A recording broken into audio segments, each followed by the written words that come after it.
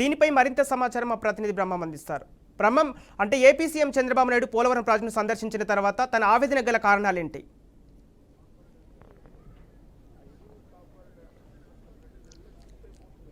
సంపత్, ఈ రోజంతా కూడా ఏపీ ముఖ్యమంత్రి నారా చంద్రబాబు నాయుడు పోలవరం పర్యటన చేశారు. ఉదయం 12 గంటలకి పోలవరం ప్రాజెక్టు చేరుకున్నారు.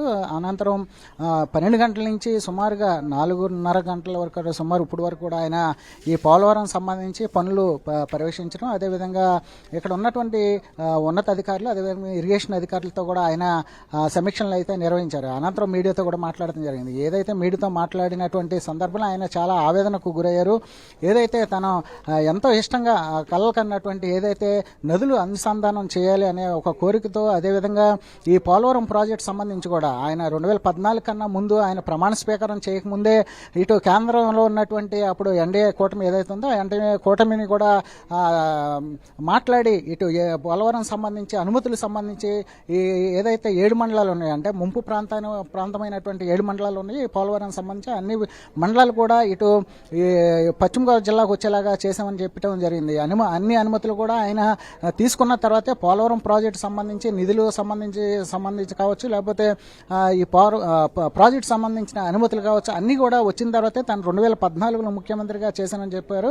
అదేవిధంగా ఏదైతే సుమారుగా ఇప్పటి వరకు కూడా పోలవరం సంబంధించి 31 సార్లు, అంటే గతంలో 2014 నుంచి 19 వరకు కూడా 30 సార్లు సోమవారం పోలవరం పేరుతో ఆయన 30 సార్లు ఇక్కడ రావటం, అదేవిధంగా 100 సార్లు అయితే అధికారులతో ఈ పోలవరం ప్రాజెక్ట్ సంబంధించి సమీక్షలు అయితే నిర్వహించారని చెప్పారు. అదేవిధంగా చూసుకున్నట్లయితే ఈ పోలవరం సంబంధించి ఇప్పటికే డయాఫ్రామ్ వాల్ సంబంధించి సుమారుగా 3 చోట్ల డ్యామేజ్ అయింది. ఈ డ్యామేజ్ అయినటువంటి నేపథ్యంలో సుమారుగా 447 కోట్లు కట్టడానికి అయితే ఇప్పుడైతే ఎక్కడైతే డ్యామేజ్ అయిందో ఆ డ్యామేజ్ అయిన ప్రాంతానికి గాన మనం రిపేర్ చేయాలంటే సుమారుగా 990 కోట్లు, సుమారుగా 1000 కోట్లు అవుతుందని చెప్పారు. ఇదంతటా కూడా 2019 నుంచి 24 వరకు కూడా ఏదైతే వైసీపీ ప్రభుత్వం ఉందో, వైసీపీ జగన్మోహన్ రెడ్డి గారు నేతృత్వంలో ఇదంతా కూడా అరాచకానికి గురైంది. అదేవిధంగా ఈ ప్రాజెక్టు కూడా ఏదైతే తీసుకోవాల్సినటువంటి జాగ్రత్తలు తీసుకుపోవడం వల్ల ఈ ప్రాజెక్ట్ సంబంధించి డయాఫ్రామ్ వాల్ కావచ్చు, లేకపోతే కాపర్ డ్యామ్, ఎగువ కాపర్ డ్యామ్, అదేవిధంగా దిగువ కాపర్ డ్యామ్తో పాటుగా స్పిల్వే కూడా అన్ని కూడా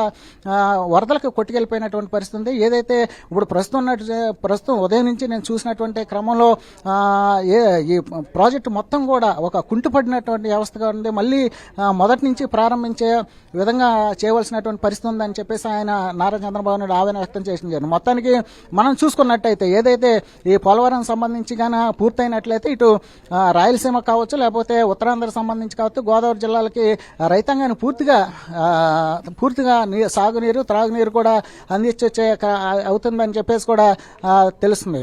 మొత్తానికి మనం చూసుకున్నట్లయితే సుమారుగా ఏదైతే జాతీయ ప్రాజెక్టు సంబంధించి ఉన్నటువంటి ఈ పోలవరం సంబంధించి ఇప్పటికే ఈ కేంద్రం నుంచి కూడా నిధులు సేకరించేందుకు కూడా ముందుకెళ్తామని చెప్తున్నారు. ఏదైతే ఈ పోలవరం ప్రాజెక్టు గానీ పూర్తి అవడానికి సుమారుగా 4 సీజన్లు పడుతుంది. ఈ 4 సీజన్లు కూడా సుమారుగా 4 సంవత్సరాలు పట్టే అవకాశం ఉంది. ఎందుకంటే ఇటు డయాఫ్రామ్ వాల్ సంబంధించి ఎక్కువ టైం పట్టుతుంది. దానికి అనుసంధానంగా ఉన్నటువంటి లోయర్ కాపర్ డ్రామ్, అదేవిధంగా అప్పర్ కాపర్ డ్రామ్, ఈ డ్రామ్ ఇవి కూడా కొంత దెబ్బతిన్నటువంటి నేపథ్యంలో ఇప్పటికే చాలా ఏదైతే ఇప్పుడు ప్రస్తుతం మనతో మాట్లాడడానికి ఇరిగేషన్ శాఖ మంత్రి నిమ్మల రామానాయుడు గారు ఉన్నారు. ఆయన మరింత సమర్థించారు. సార్ చెప్పండి, అంటే సార్ చెప్పండి, అంటే ఆల్రెడీ ఈ రోజు నారా చంద్రబాబు నాయుడు ఫస్ట్ జరిగింది.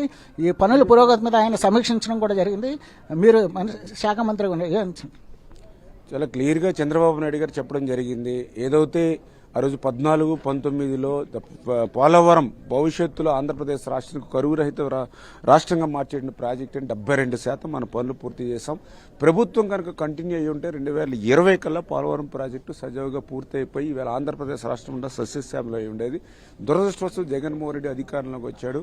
వచ్చిన తర్వాత ఇక్కడ ఉన్నటువంటి ఏజెన్సీలన్నింటినీ రద్దు చేసి పడేశాడు. అధికారులందరినీ కూడా ట్రాన్స్ఫర్ చేసి పడేశాడు. దాంతో ప్రత్యామ్నాయ ఏర్పాట్లు లేకపోవడంతో పోలవరం ప్రాజెక్టు మరి ఆ రోజు 5 సంవత్సరాలు ఈ నష్టపోవడమే కాకుండా, ఈ 5 years నష్టపోవడమే కాకుండా మళ్ళీ ఇంకొక 4 సీజన్లు మళ్ళీ పూర్తవడానికి పడుతుందని ఒక ఎత్తు. 2, ఇప్పుడు ఏదైతే పెద్ద ఎత్తున ఇప్పుడు డయాఫ్రమ్ వాల్ కానీ, అటు ఎగువ కాపర్ డ్యామ్ కానీ, ఇటు దిగువ కాపర్ డ్యామ్ కానీ, ఇట్లా గ్యాప్ 1, గ్యాప్ 2, గ్యాప్ 3 ఏదైతే మనం వర్క్ చేస్తామో ఇప్పుడు అవన్నీ కూడా ప్రశ్నార్థం అయిపోయి ఇంత పెద్ద ఎత్తున ప్రజల సొమ్ము నష్టపోయారు. ఈ రకంగా ఇంత విధ్వంసం చేసి ఇంత ప్రజల సొమ్ముని కేవలం తన నియంతృత్వానికి తన కక్షలకి బలి చేసినటువంటి జగన్మోహన్ రెడ్డి గారికి మరి వాస్తవంగా ఆయన ఒక శాపంగా ఈవేళ పోలవరానికి కదా రాష్ట్రానికి తగిన పరిస్థితి. అటువంటి వ్యక్తికి ఏ రకమైనటువంటి పనిష్మెంట్ శిక్ష ఉండాలనేది ప్రజలు కూడా ఆలోచన చేయాలని చెప్పేసి కూడా చంద్రబాబు నాయుడు గారు చెప్పడం జరిగింది. ఇదే పరిస్థితి. ఏదైతే ఇటు 2019 నుంచి 24 వరకు కూడా ఏదైతే వైసీపీ ప్రభుత్వం అధికారంలో ఉన్నప్పుడు జగన్మోహన్ రెడ్డి ఒక విధ్వంసకరమైనటువంటి పరిస్థితులను సృష్టించారు.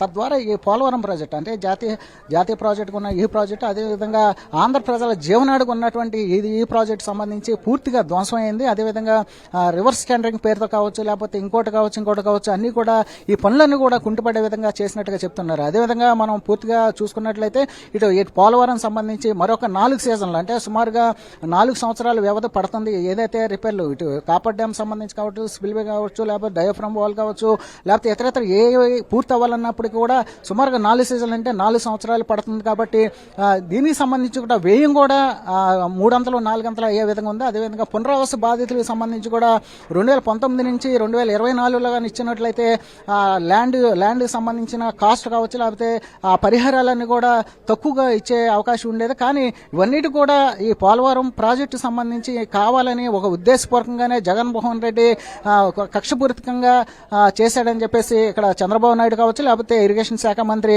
నిమ్మల రామనాయుడు చెప్తున్న పరిస్థితి ఉంది. Sampath. Okay right, thank you Brahmam.